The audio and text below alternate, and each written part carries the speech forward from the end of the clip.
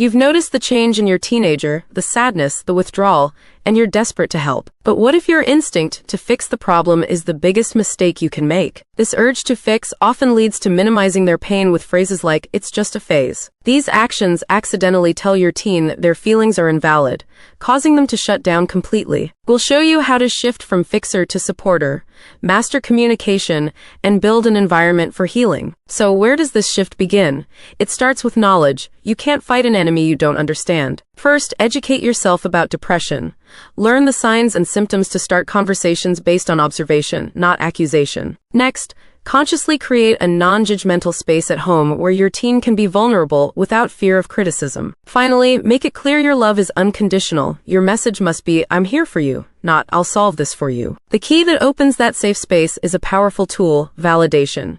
It's not agreement, it's accepting their feeling as real. You show validation through active listening, hearing the emotion behind their words and showing you understand. But in a tense moment, what does this actually sound like?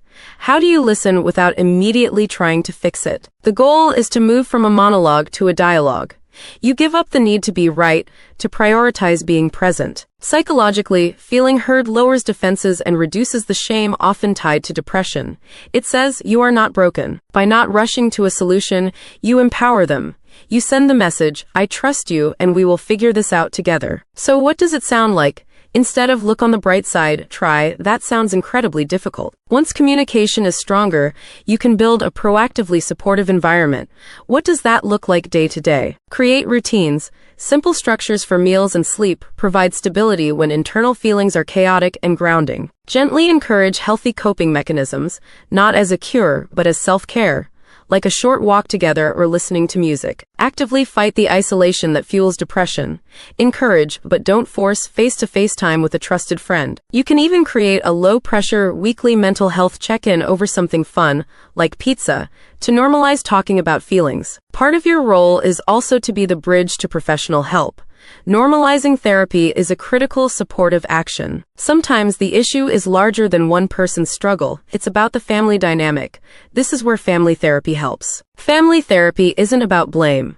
It equips the entire family with better communication tools to support recovery at home. Therapy and medication are key tools, but they work best combined with a supportive home.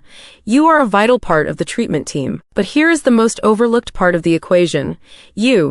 If you burn out, your ability to provide stable support collapses. Parental self-care isn't selfish, it's strategic. Are you getting enough sleep and seeking your own support? Let's connect this all together. Remember that fixer instinct? It often comes from a place of parental anxiety. When you practice self-care, you manage your own anxiety.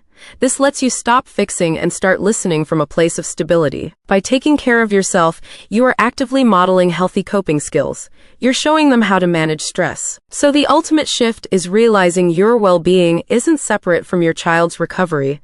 It's an integral part of it. Helping your teenager through depression is a marathon, not a sprint, but your role is vital, powerful, and transformative. You don't have to be a perfect parent. You just have to be a present one.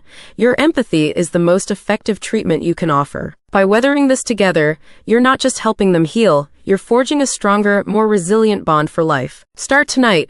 Find a quiet moment not to talk, but just to listen. Ask, "How are you really?" and just hold the space for the answer.